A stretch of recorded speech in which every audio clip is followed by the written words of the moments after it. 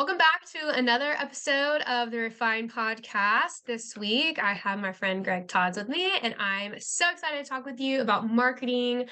So welcome. We, Thank you. yeah. Yeah, thanks. I'm So, so glad to be here.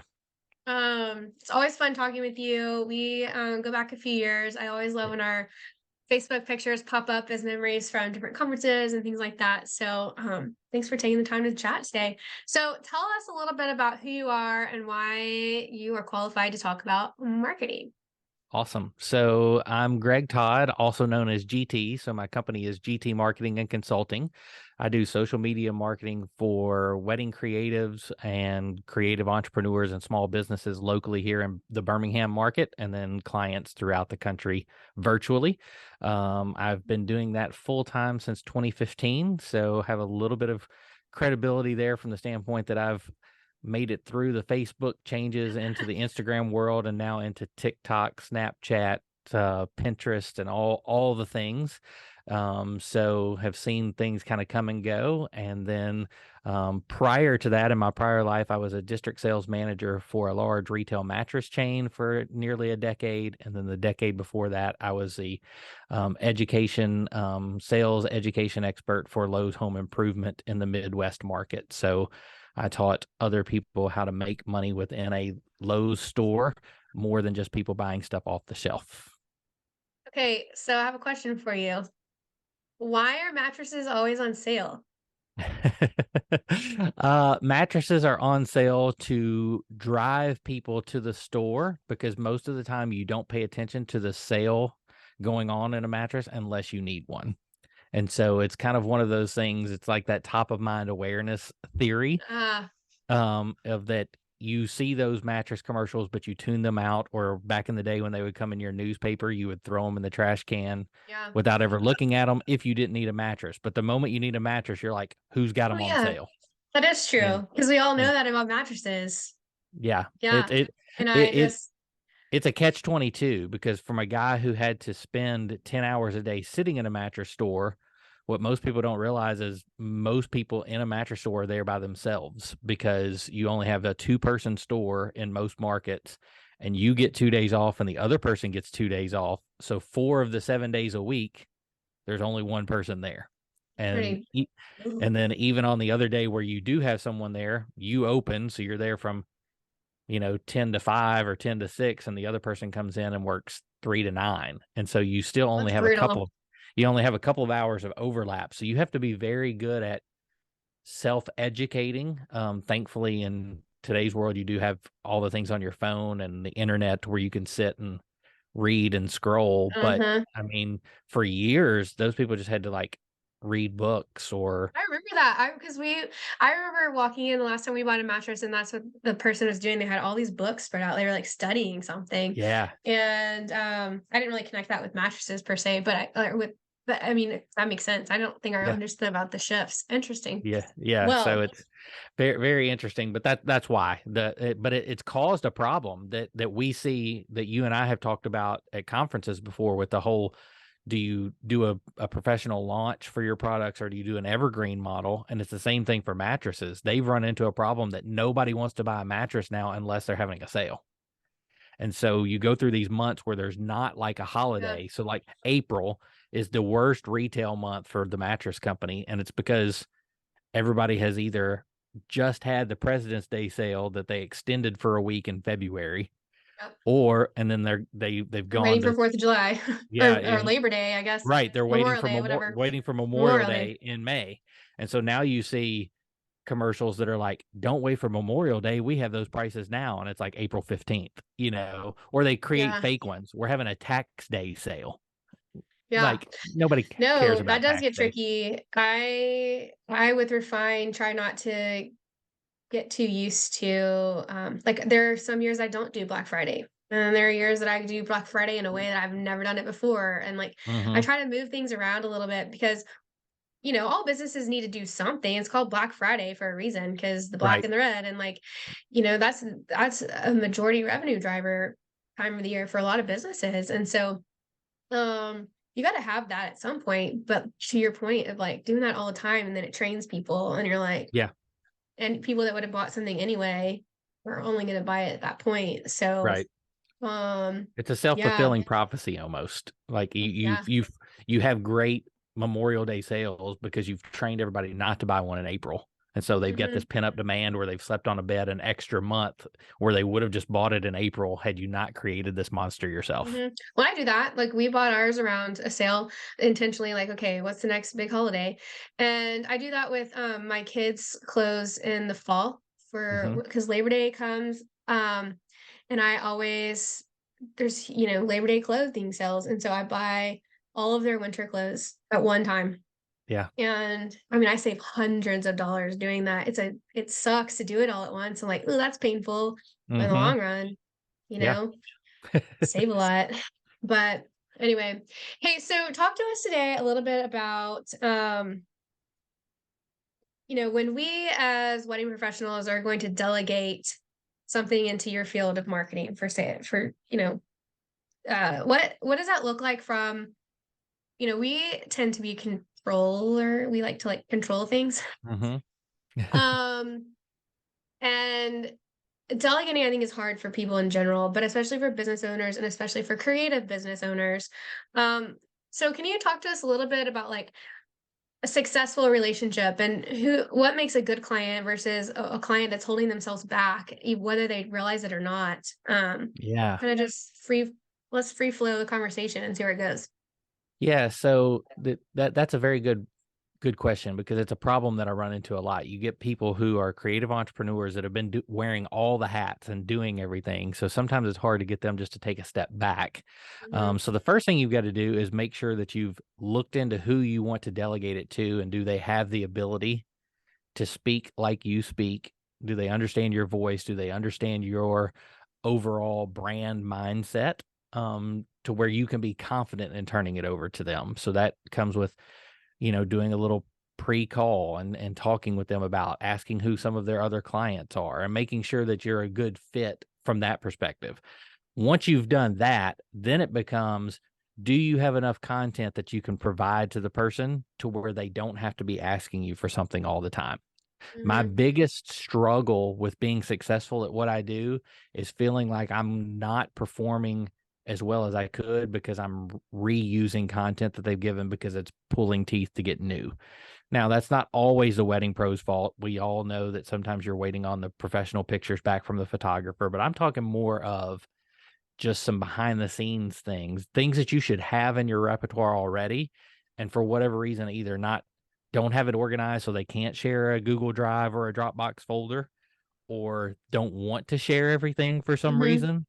The clients that I have stopped working with that I thought would be good clients up front, usually it's because they have too high of expectations for what I can do with the information that they've provided.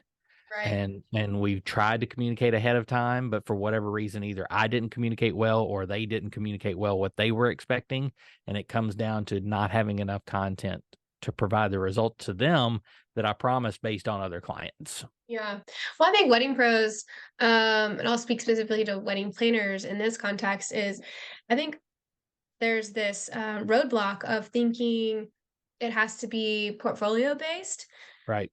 And like you said, there's behind the scenes stuff, certainly. And then I think also what I would encourage those listening to tap into is thought leadership. Mm-hmm. And use give content to those you're delegating to, like just ideas of how to speak into the market and speak into the same conversation we're having right here about like couples and like what makes a great client, what makes how are they holding themselves back, and just talk about the hardships and or unifying your market, your local market on a topic, or just starting conversations, like Yeah. that is content. It you is. know And that's so much what so many of the platforms want now with like Instagram stories for people who are already following you to build that community is more of that behind the scenes thought leadership type stuff as opposed to the feed being more your secondary website portfolio or finding new people with hashtags or Yeah, getting on the for you page. Like there, you have to have a different strategy and you have to have somebody you're delegating it to that understands both of those yeah, 100%. strategies. Well, I think too, as far as that content shift goes, is the couples. can look at pretty pictures all day long and see the list of who did it and, some quip that you have about it. But to really see your thought leadership, whether you're speaking to them or you're as a planner speaking to a group of caterers or whatever, like let them in on watching you engage with other wedding pros on your, Yeah. social accounts because they'll see, oh, this person's a leader or oh, this person's kind of smart. And like that kind of all falls into place for them too. Yeah, it really does. And the some of the clients that are not local, the way that I have kind of made that start to work is I'm starting to send questions and prompts, almost like you and I doing this podcast. Like, here's some questions that I want you to ponder as a wedding pro, and you just give me the answers. And you either write them out if you don't want to be on camera, which obviously I encourage most people to be on camera because people want to Yeah. get to know your face. But I have some people that just they're older and they don't want to do that. So that's great.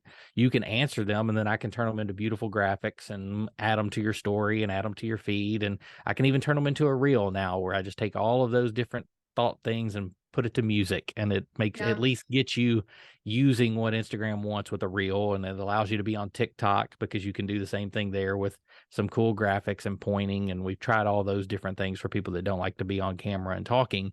But the ones who do, they're like, well, I can't do that. You're not in my market. Set the iPhone up on a tripod, record these answers, put them in a Dropbox folder or a Google Drive folder, and I will edit them. Like that's Yeah. part of what you're paying me to do is make that look social media ready.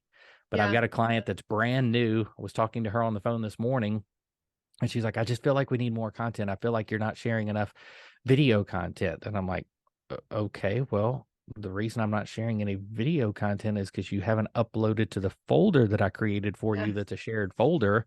I've shared all three of the videos that you put in there. I edited them professionally for you. And I was Mm-hmm. like, I recommended that you buy some lights. They're $99 on Amazon. I sent you the Amazon link to Cece's cart so that you could just get it with her affiliate link at a discount and you get free Yeah. shipping. And you haven't ordered them yet. You haven't set up the backdrop to where you can film Do that to that. where you have a consistent look. So it's like, I can't do that part for you. Yeah.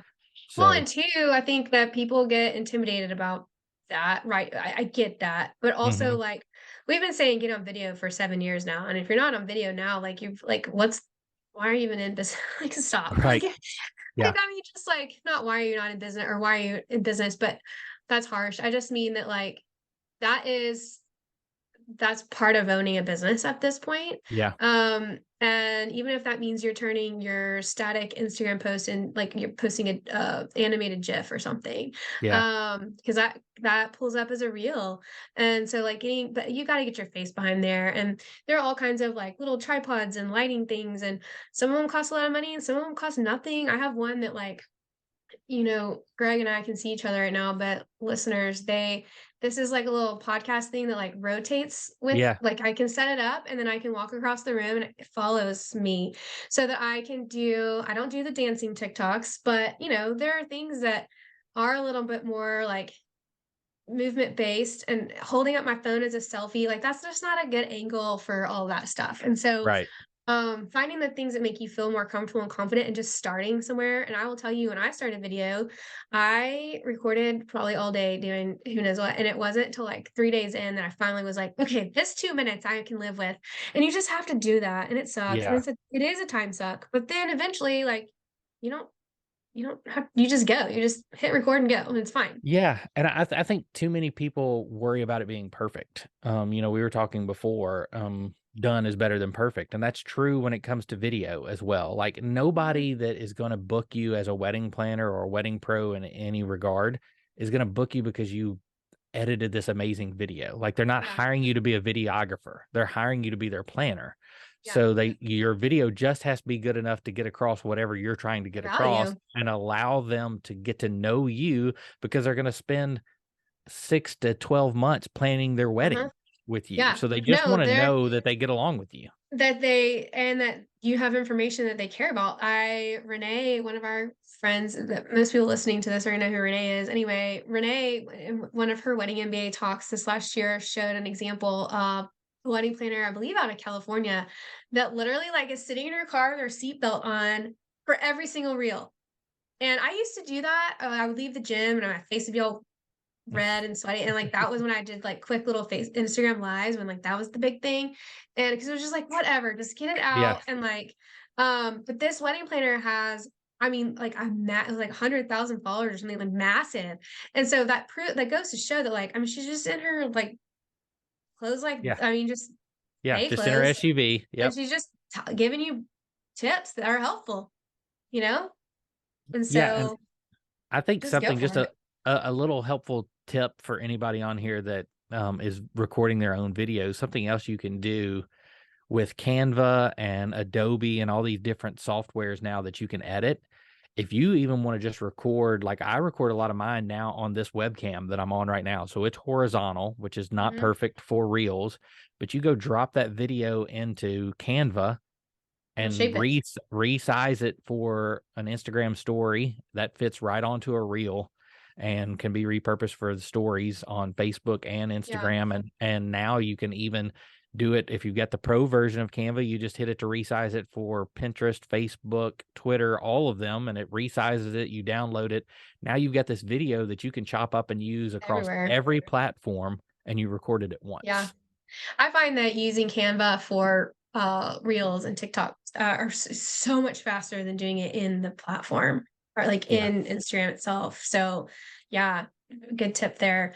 And another thing that I think throws people off is these voice overlays, and they're Hmm. fun. They're so fun. Don't get me wrong, but at the same time, you can also like you don't have to match it. You can kind of do facial expressions where you're like, you're the listener. You're listening in on this Right. conversation. You're like, mm-hmm, yeah, okay. And like those still show your face and a little bit of personality and whatnot. So that's a good way to dip your toe in the water too, is, Yeah. not feeling like you have to catch the overlay. Yeah, and if you're having trouble figuring out what topics to talk about, go duet someone. That's another good way to Hmm. figure out. I mean, take some thought leader that you already admire and just duet their video and respond to it. Like that's a Yeah. quick way, and who knows, they may respond back to you, and then you got the Yeah. credibility of their audience in front of you. You shared it. Yeah. Yeah, Just get some filming motion out yeah, there. just Makes such get some a out there. difference.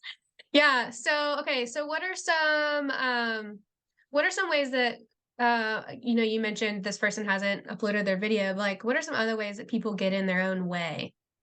Yeah, I think just trying to be too perfect is one, and then I think the other thing is imposter syndrome. They really get too caught up in we're not doing things exactly like my competitor, and I spend a lot of time of breaking the mindset of having to be like your local competitor, because if Mhm. you all look the same, then you become a commodity, and Yeah. it's very hard for anybody to want to book you over your competitor. So you have to do some things differently, and something that I do differently than most people who are a social media manager. I'm an Enneagram 5, so I'm much more off of this podcast, off of kind of being on the camera for social media. I'm much more okay with sitting and reading a book and being by myself, which is kind Right. of ironic considering I'm married to an Enneagram 7 that wants to be involved in every little thing you can possibly be involved in. But because of that, I really love the analytical side of social media. So I Right. spend a lot of time analyzing when to post, what's working, what's not working.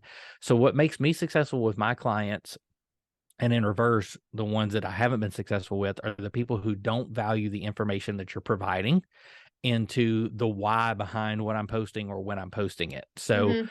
what I do differently is I don't guarantee you're going to go viral. Nobody can guarantee that. If No. somebody is Mm-mm. guaranteeing that you're going to go viral, run, because they can't.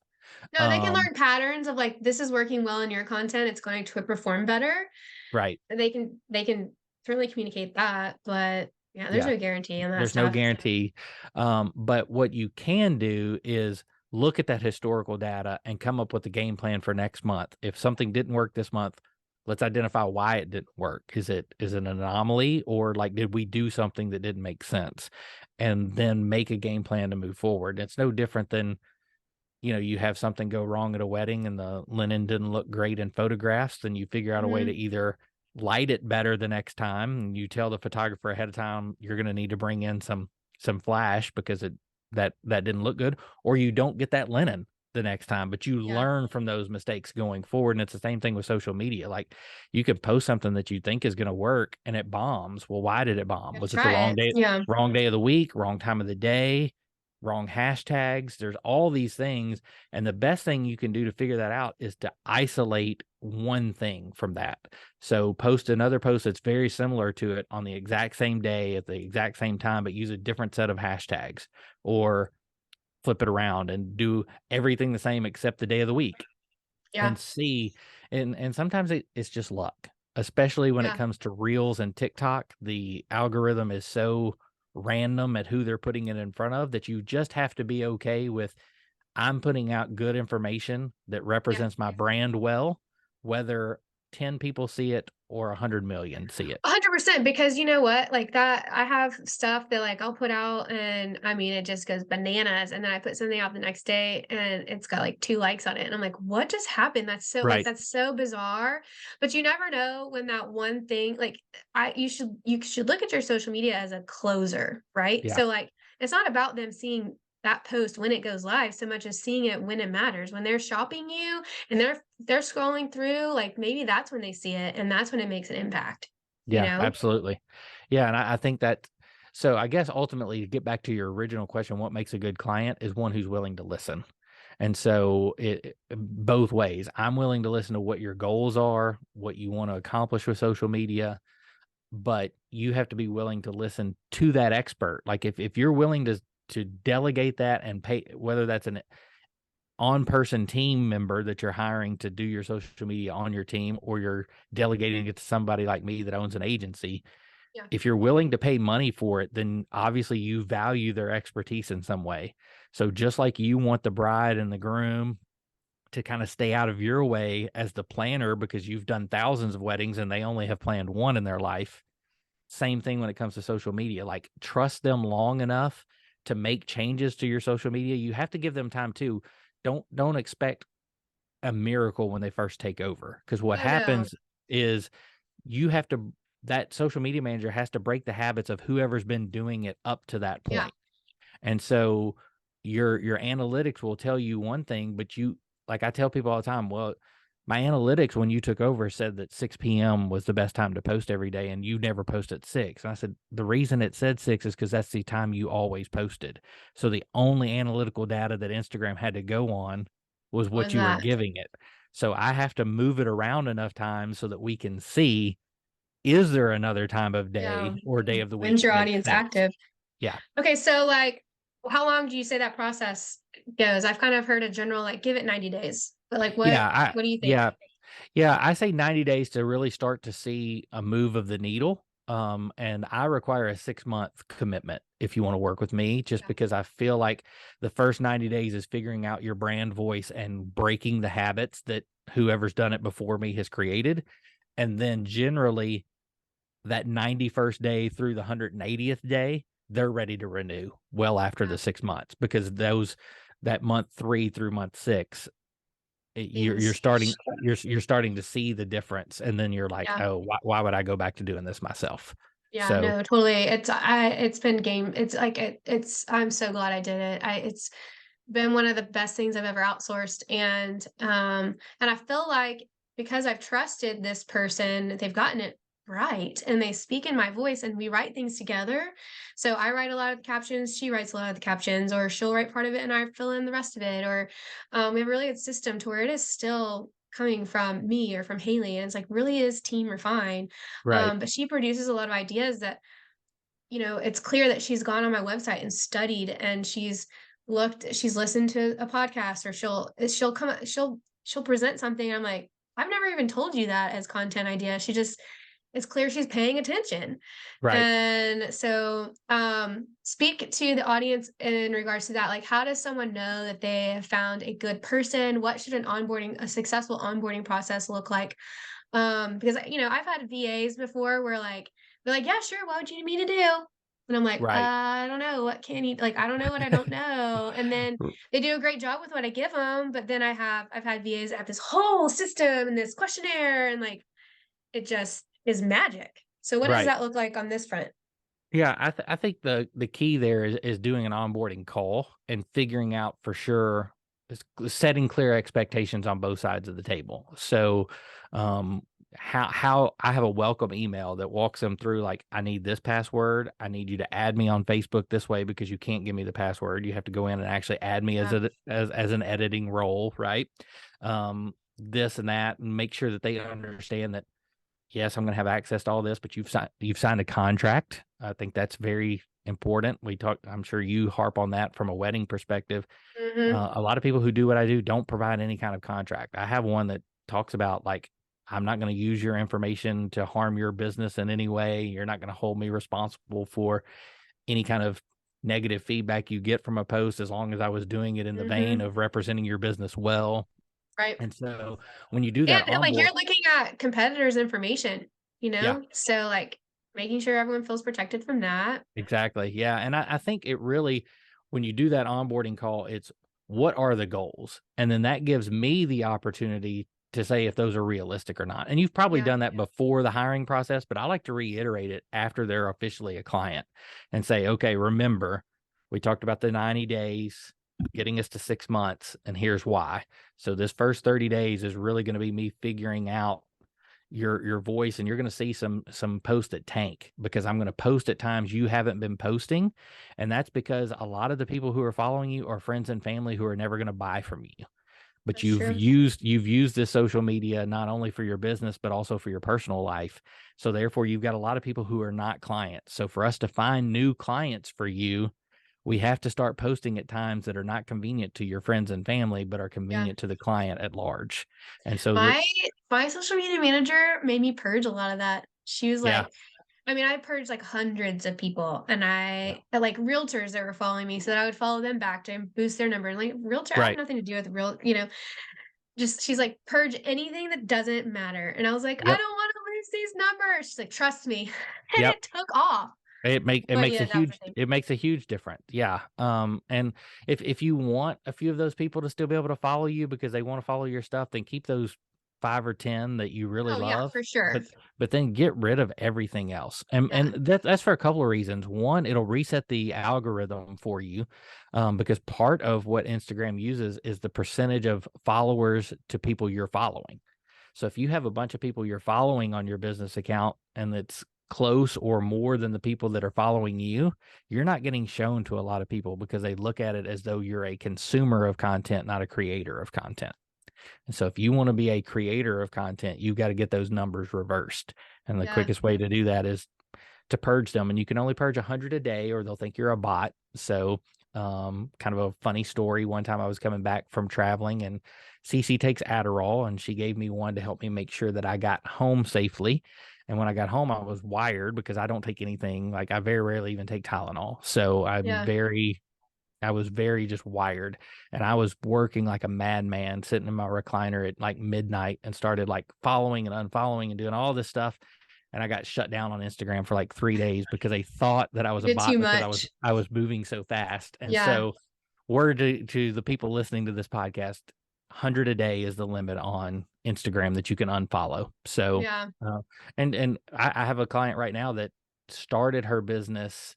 She used her what used to be a personal Instagram and moved it over to a business platform. So she had all those people that were just following her as a person originally, and we literally have a timer set on her phone every day at noon reminding her to go delete 100 people until we get it Yeah. down to And to where be clear, audience, we're talking about deleting on both sides, followers yes, and those that you follow. correct. So when I use that realtor example, like a realtor has no need to follow me at all. So I don't want to show up in their feed because it's wasted.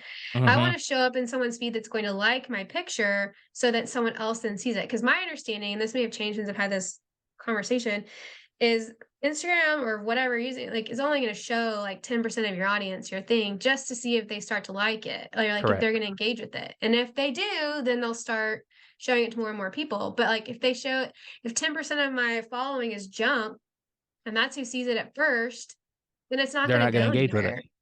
Exactly right. Yep. So so it can be really scary to hear like you need to go pick people off like your followers Right. because it's like, what? We like live for those numbers. But really and truly, I my engagement rate at one point last fall was 63%, and the average rate is like what, 5% or less, 3% or Yeah, something. 3%. Like that, a Yeah. healthy rate is 3%. And it hasn't stayed that high, but it's stayed in the 20s. Mhm. But I have a much lower following than quite a few of my direct competitors. But it's Right. like, I don't know what their engagement rates are. Maybe they have 90%, but I have a really good engagement rate. So you just can't worry about that stuff. Don't worry No, about numbers like that.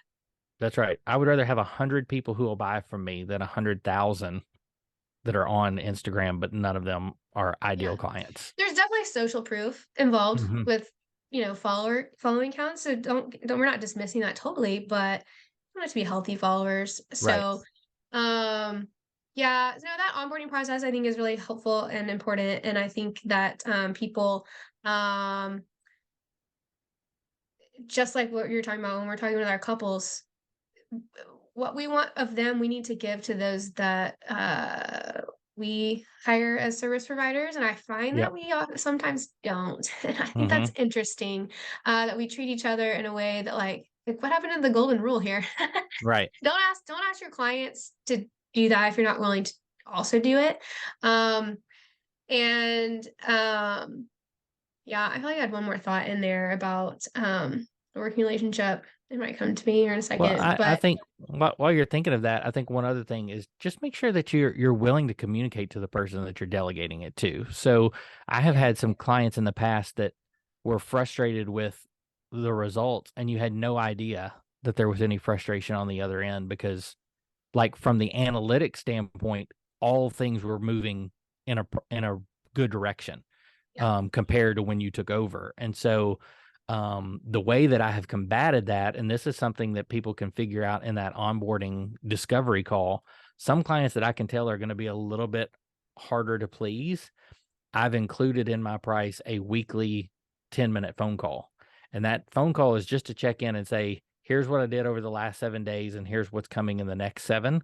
yeah. And it has dramatically improved my retention with clients. It's dramatically improved their perception of success because they're not just looking at what they can see. If they were a social media expert, they wouldn't have been hiring me in the first place. So Yeah. they're making these assumptions based on only the things that they can see. Whereas if I'm Yeah. explaining to them the thought process behind, hey, I know that one tanked, but it was on purpose because I needed to see if those hashtags were still working, and they're not. So we won't be using those next week. Here's what we're using instead.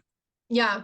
Well, I think that's valuable. And I think that, as a consumer of that, one thing that has worked well in our relationship is when I go to Katie, I say, hey, this one kind of missed the mark for me, or like that wasn't what I was expecting.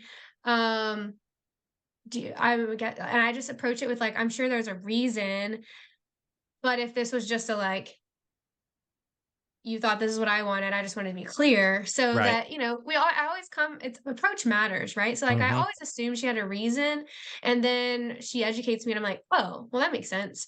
Um, or it might just be like, oh, that does make sense, but for my goals and for my audience, I think I would like to not do that. And so we Yeah. just come to like, okay, that's cool. Yep. And just I also like to just learn. And so when I give that feedback, I end up learning something, and that's helpful too. Because then, there are days that I don't have her post every day, so there are days that I Yeah. fill in and I need the information myself. And so, um, this is what my thought was, and we'll wrap up with this.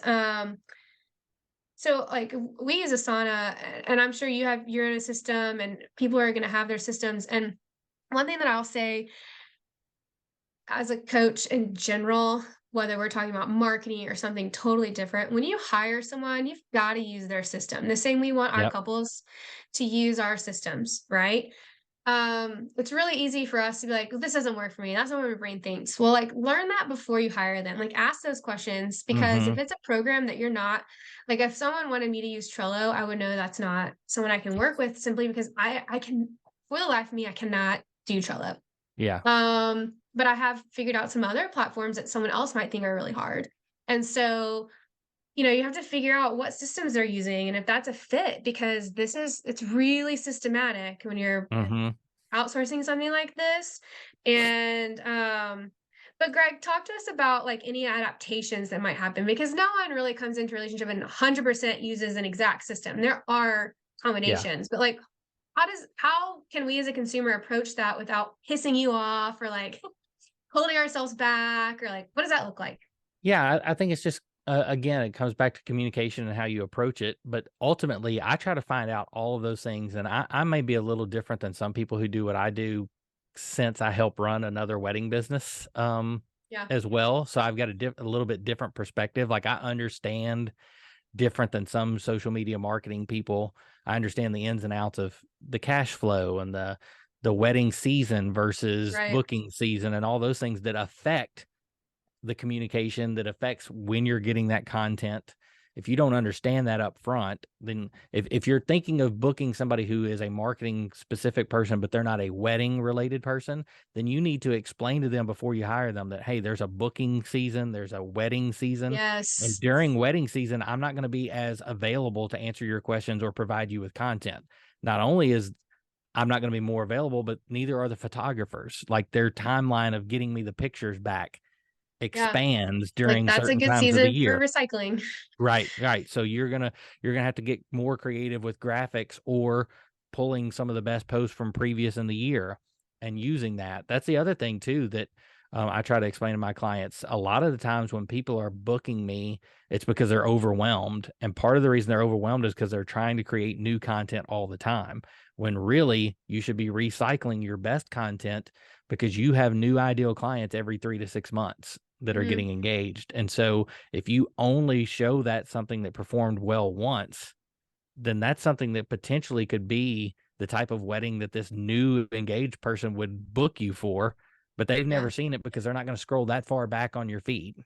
Yeah. And so you have to be okay with repurposing it in a new purposeful way, maybe Yeah. changing the caption some, bringing it relevancy to what's going on in the world now, but the image or the video can still be relevant, Yeah. repurposed a second time.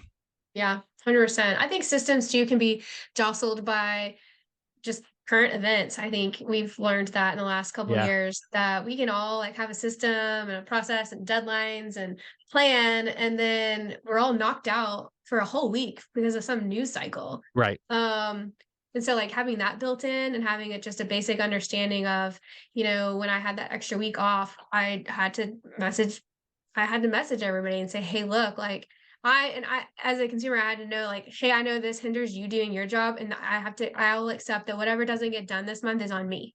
Yeah. Because I'm the one holding you back. So I can't expect them to just come up with stuff when I'm absent for a week, Right. in the middle of what they in the a time frame that they needed something from me on. So it's like, great, if you can make something up and it works, awesome. And if you really needed me, then I understand. I'm the problem. Right. So Yeah, that's yeah, really good. I that think helps. ultimately, like everything, it comes down to communication and the person that you book. Can you interact with it? It's no different than why would a couple book you as a planner? Like because they can work with you, they understand what you do. Like obviously, you have the expertise to do what they need done as a planner, but Yeah, ultimately, they're booking you over someone else because they connected with you on some human level. And it's the same thing yeah, with me. Like ultimately, people are booking me because not only do they understand that I know the marketing side, but I understand the wedding side or being a yeah, small business owner or all of those things. And so ultimately, we just have to communicate along the way so that it's a good working relationship at different seasons of life for both business owners. yeah. No, 100%. Yeah.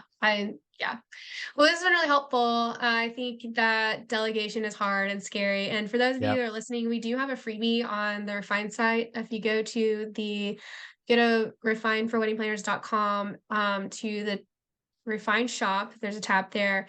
You'll go to free resources, have a delegation idea list that you can grab. And I can kind of point you in the right direction on some ideas here, but you can apply what Greg and I have talked to you about in other areas of outsourcing. We're talking about like working relationships. Mm-hmm. We've done it from the angle of marketing, but apply that communication and approach and avoiding assumptions and just trusting who you hire, um, to all areas of delegation. So Absolutely. and too, and I'll this last point here is I think another thing like I was talking about how I would overhaul things at times. communicate when you're going to do that. Still praise the person. Like, hey, this was really awesome. And it got me to this other point. And, that way when you do give feedback, they don't just feel pooped all over. You know what I Right. mean? Hmm. Um, and then they know that you're still going in the right direction. So, Yeah. anyway, yeah. Thank you so much for joining us. Tell us where people can find you and work with you, because this is a service that I know so many are asking for. Yeah. So I spend most of my time on Instagram at GT Marketing and Consulting, all spelled out, or you can go to gtmarketingandconsulting.com and find my services page and everything that I offer. Perfect. Greg, too, also, if you got our recent newsletter, this will probably air. So we're talking in January right now. This will probably air late February, but we recently put out an SEO guide from Yes. Greg, and it's actually on that tab that I was telling you about on the website. So y'all can grab a little bit from him and kind of get, yeah, see what he provides and go from there. So yeah, Perfect. cool. All right, well, thank you, Greg. Thank you. Thanks for having me. Yeah.